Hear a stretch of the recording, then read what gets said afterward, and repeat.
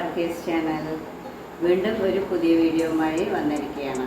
അപ്പോൾ നമ്മൾ ഇന്ന് ഒരു കടച്ചക്ക കിട്ടിയിട്ടുണ്ട്. സോ ഇതാണ് നമ്മൾ മുറിച്ചിട്ട് കറി ഉണ്ടാക്കാൻ പോകുന്നത് കേട്ടോ. സോ ഞാൻ അന്ന് ഇടിച്ചക്ക എങ്ങനെ മുറിക്കുന്നത് വിധം വന്നിട്ട് ഞാൻ പറഞ്ഞിരുന്നു.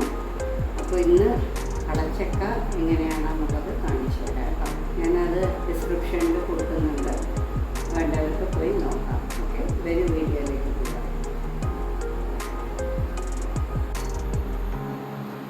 ആദ്യം കുറച്ച് എണ്ണ എടുത്തിട്ട് നമുക്ക് കയ്യിലേക്ക് പുരട്ടി കൊടുക്കുക കേട്ടോ.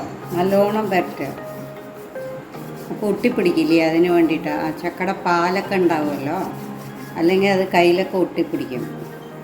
പിന്നെ അത് കത്തിയിലും തേക്കുക കേട്ടോ, എണ്ണ കുറച്ച്.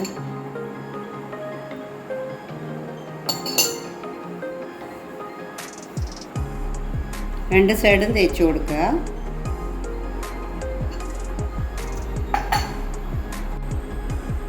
ഇത് കടച്ചക്കയിൽ നമുക്ക് ഈ മുള്ളുകൾ ക്ലോസിൽ കണ്ടോ വളരെ കുറവായിരിക്കും കേട്ടോ. ഇടിച്ചക്കയിൽ മുള്ള് കുറച്ച് കൂടുതലായിരിക്കും, ഷാർപ്പായിട്ട് നിൽക്കും. അതാണ് രണ്ടിൻ്റെയും വ്യത്യാസം വരുന്നത്. ബാക്കി എല്ലാം സെയിം ആയിരിക്കും ഏകദേശം. ഓക്കെ, ഈ ഇടിച്ചക്ക മുറിക്കുന്നത് പലർക്കും അറിയാത്തവരുണ്ടാവും കേട്ടോ. അതുകൊണ്ടാണ് അവർക്ക് വേണ്ടിയിട്ടാണ് ഞാൻ ആദ്യം മുതൽ കാണിക്കുന്നത് കേട്ടോ. അറിയണവർ ക്ഷമിക്കുക.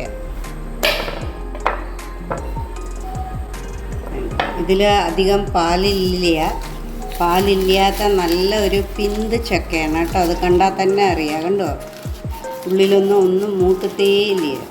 അതാ, അതുകൊണ്ട് അധികം പാലേ ഇല്ല.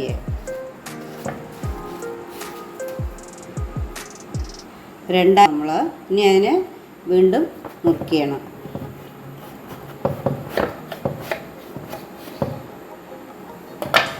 ഒന്നും ഇല്ലാത്ത സ്ഥിതിക്ക് എന്നാലും ഒന്ന് തുടച്ചു കൊടുക്കുക.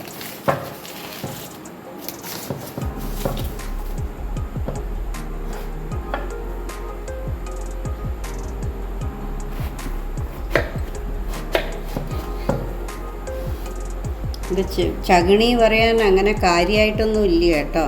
എന്നാലും ഈ മേൽഭാഗം മാത്രം ഇത്തിരി ചെത്തി എടുക്കുന്നുണ്ട്. വളരെ പിന്തായിട്ടുള്ളതാണത്, അതുണ്ടോ. ഇതിൻ്റെ തോലെടുക്കുക.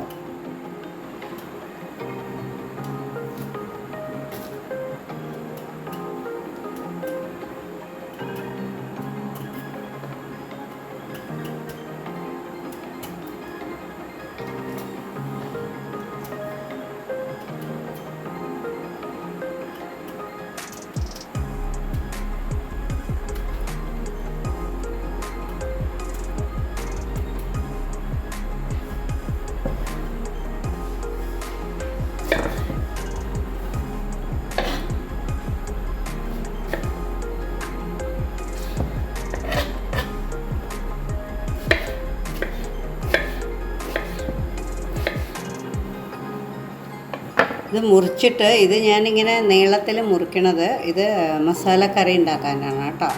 എന്നിട്ട് ഇതിനെ നമ്മൾ വെള്ളത്തിലിട്ട് കൊടുക്കുക.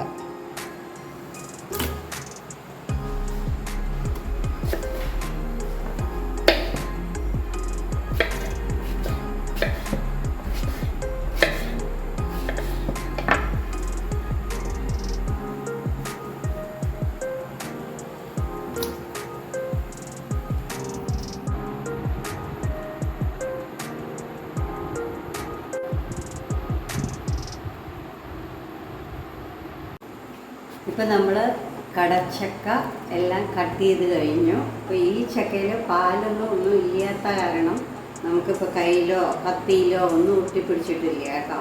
സപ്പോസ് ഒട്ടിപ്പിടിക്കുകയാണെങ്കിൽ ഞാൻ കഴിഞ്ഞ വീഡിയോയിൽ ഇടിച്ചക്കയുടെ വീഡിയോയിൽ കാണിച്ച അതിൻ്റെ ലിങ്ക് കൊടുക്കാമെന്ന് പറഞ്ഞിട്ടുണ്ട്. പേപ്പർ കൊണ്ടൊന്ന് തുടയ്ക്കുക, എന്നിട്ട് ലാസ്റ്റ് കത്തി വന്നിട്ട് നമ്മൾ തീയിൽ കാണിച്ചിട്ട് ഒന്ന് കഴുകി വൃത്തിയാക്കിയാൽ മതി കേട്ടോ. സോ നമുക്ക് ഈ കടച്ചക്കയെ കൊണ്ട് ഞാനൊരു നല്ല മസാല കറിയാണ് ഉണ്ടാക്കാൻ പോകുന്നത്. ഓക്കെ.